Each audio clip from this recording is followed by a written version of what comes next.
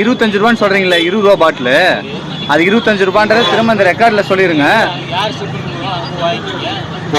இல்லை இப்போ இது 20 ரூபாவா 25 ரூபாவா? 20 ரூபா பாட்டில் போட்டிருக்குது. இல்லை இங்கே பாரு, 20 ரூபா போட்டிருக்குது. இல்லை இது 20 ரூபா போட்டிருக்குது. எவ்வளோ? இதில் 20 ரூபா போட்டிருக்கு. இந்த பாட்டில் எவ்வளோ?